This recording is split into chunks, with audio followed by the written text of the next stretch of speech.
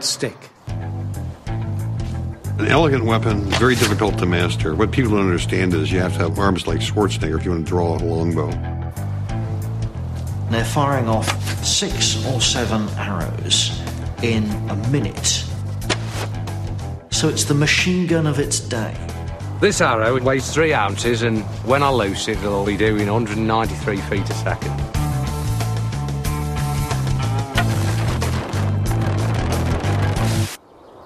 That was bloody close, wasn't it? Simon Stanley is one of the few men in the world able to shoot a maximum-strength medieval longbow with accuracy. Just drawing the string on this bow is the equivalent of lifting his own body weight. That's not bad, bearing in mind that arrowhead's blunt. Simon's skill is as a result of starting to shoot the bow at the age of 6, and a body conditioned by a lifetime on the farm. Simon really is medieval. We got him together with Robert Hardy, Shakespearean actor and renowned longbow expert, to reveal the secrets of the longbow.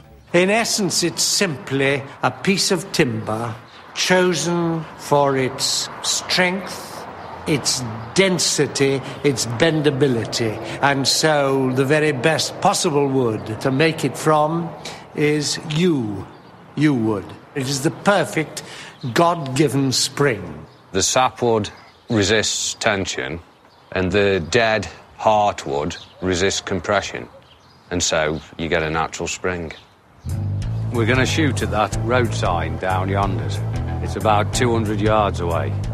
Originally, they used to practice at nothing less than 240 yards for warfare.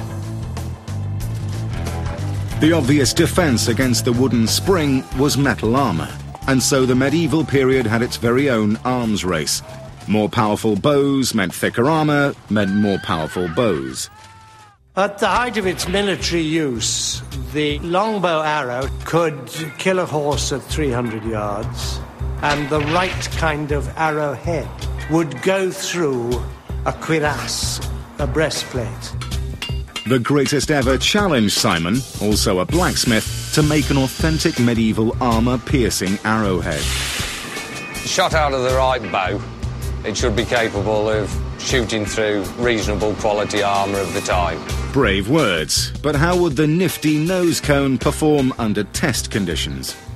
This is ballistic putty. In effect, it's the same density as a body, so when it's shot at, it reacts in a similar way. Now, this is metal that we're going to put in front of it to represent armour plating. What we've got now is a body behind a steel covering, and I'm going to fire an armour-piercing arrowhead into it and see what we can do. Let's get out of the way.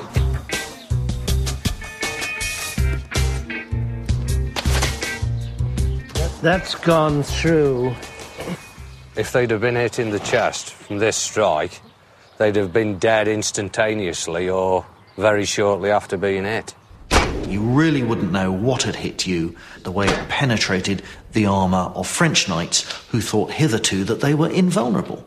The longbow terrified the French, terrified Europe, and very nearly gave the English kings the kingdom of France. The longbow dominated English warfare for 4 centuries, eventually being swept aside by the easy charms of gunpowder. But as Winston Churchill pointed out, the longbow, for speed of shooting, accuracy, was not really outshot until the rifled barrel of the American Civil War, which is